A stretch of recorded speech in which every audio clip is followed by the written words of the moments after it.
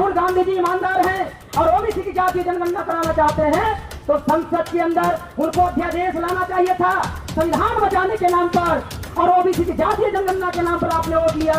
केवल नौटंकी कर रहा है, झुंझुना दिखा रहा है। चंद्रशेखर बहुत बोल रहा है, चंद्रशेखर बहुत बोल रहा है।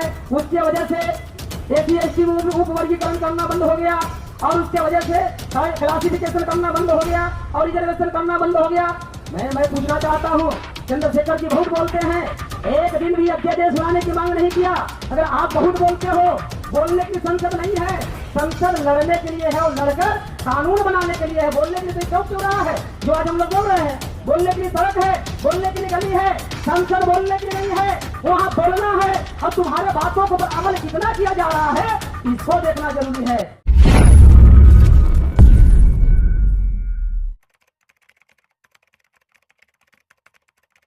भारत मुक्ति मोर्चा एवं राष्ट्रीय पिछड़ा वर्ग मोर्चा के तत्वाधान में विशाल धरना प्रदर्शन जंतर मंतर नई दिल्ली पर आज आयोजित हो रहा है। इस धरना के नेतृत्वकर्ता आदरणीय वामन मेश्राम साहब, राष्ट्रीय अध्यक्ष भारत मुक्ति मोर्चा नई दिल्ली आदरणीय चौधरी विकास पटेल साहब, राष्ट्रीय अध्यक्ष राष्ट्रीय पिछड़ा वर्ग मोर्चा नई दिल्ली, और इस विशाल धरना प्रदर्शन के समर्थक करने वाले अलग अलग तमाम संगठन और बहुजन मुक्ति पार्टी का भी इस धरने का समर्थन है और सहभाग है।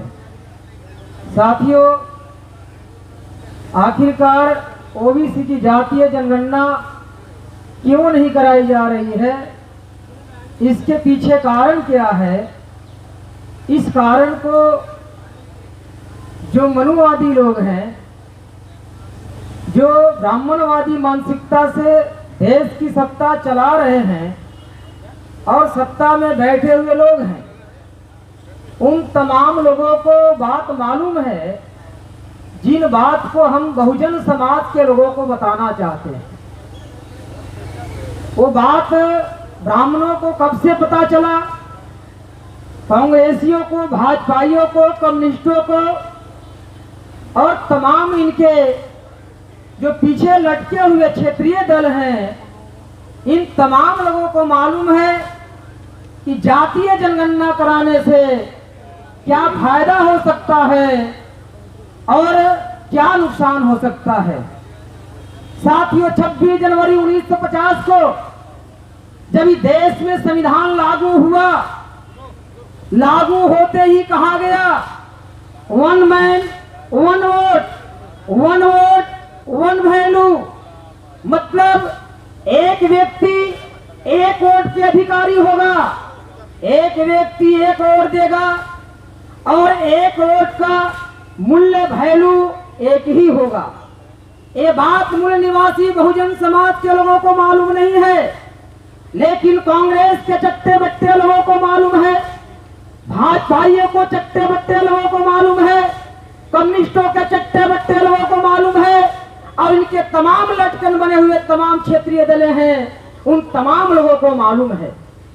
साथियों, जब वन मैन वन वोट होगा और वन वोट वन वैल्यू होगा तो इस देश में राजा कौन बन सकता है, शासक कौन बन सकता है, देश का हुक्मरान कौन बन सकता है, देश का मुखिया कौन बन सकता है, ये अटल बिहारी वाजपेयी को भी मालूम था, मोहन भागवत को भी मालूम है, लाल कृष्ण आडवाणी को भी मालूम है, मुरली मनोहर जोशी को भी मालूम है, और जो मोदी जी उनके रखैल बने हुए हैं उनको भी मालूम है।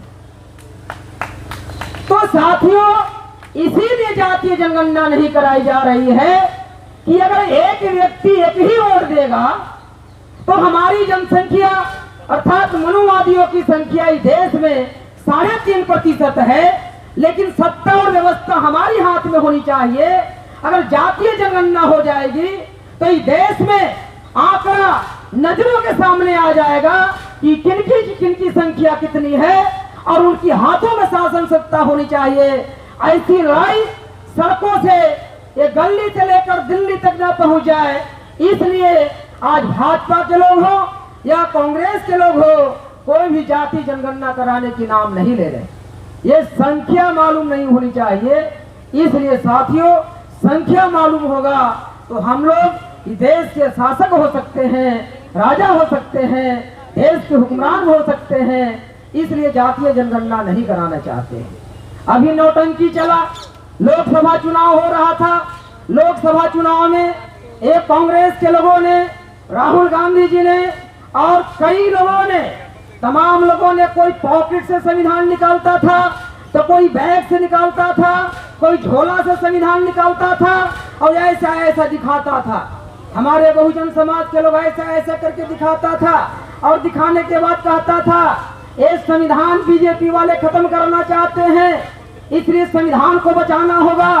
और अगर संविधान बचता है तो ओबीसी को बचाना होगा, अनुसूचित जाति को लोगों को बचाना होगा, जातीय जनगणना कराना होगा।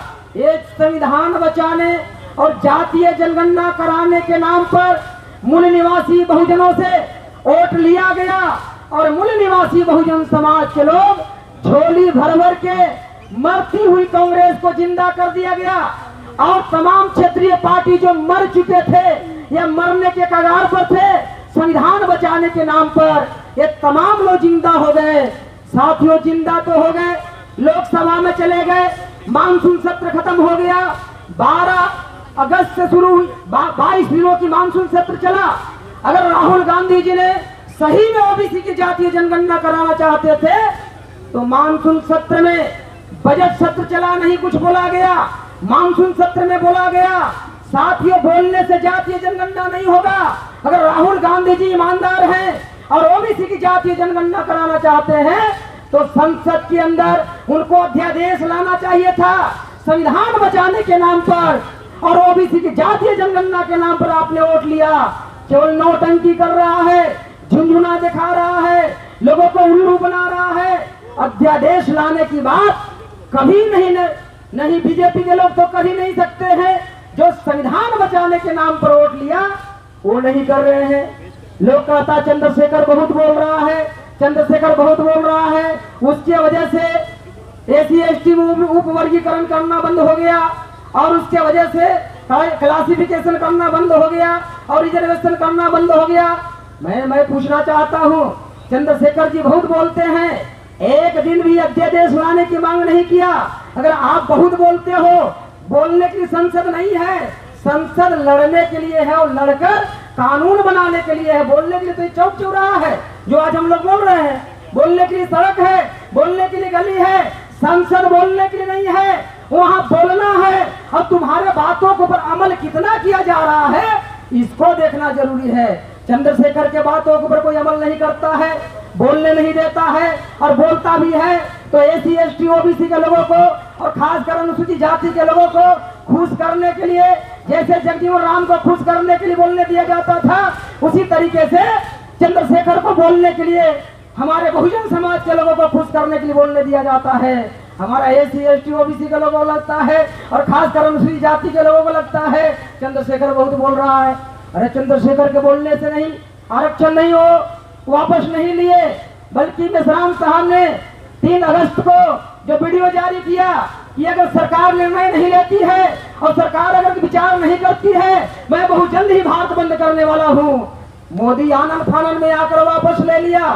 चंद्रशेखर की वजह से नहीं, राहुल की वजह से नहीं, तेजस्वी की वजह से नहीं, अखिलेश की वजह से नहीं, ऐरू खैरू नत्थू खैरो की वजह से नहीं, वामन मेश्राम साहब की वजह से वापस लेना पड़ा। इसलिए साथियों, जातीय जनगणना हमारे सामने एक बहुत बड़ी चुनौती बना हुआ है। ये चुनौती अब इनके बस की बात नहीं लगता है। अब ये चुनौती को हम लोगों ने स्वीकार कर लिया है, तो जब हम लोग स्वीकार कर लिए हैं तो भी सरकार बनाना होगा और सरकार बनाकर अपने बलबूते, अपने ताकत पर, अपने शक्ति पर हम लोग भारत में तमाम लोगों को जातीय जनगणना कराने की काम करेंगे और जनसंख्या के अनुपात में शासन प्रशासन जीवन के हर क्षेत्र में सभी लोगों की हिस्सेदारी देने की बात करेंगे। इसकी लड़ाई बहुजन मुक्ति पार्टी हर समय लड़ रही है और आज भी हम लड़ रहे हैं और कल भी लड़ते रहे हैं। अभी हम गली में लड़ रहे हैं, आज दिल्ली में लड़ने आए हैं। आने वाले समय में संसद में भी जाकर हम लोग लड़ेंगे तो जातीय जनगणना भी होगी और मूल निवासी बहुजन समाज के तमाम समस्याओं का समाधान होगा और हम लोग इस देश का हुक्मरान और शासक बनेंगे। धन्यवाद सभी को। जय मूल निवासी, जय भीम।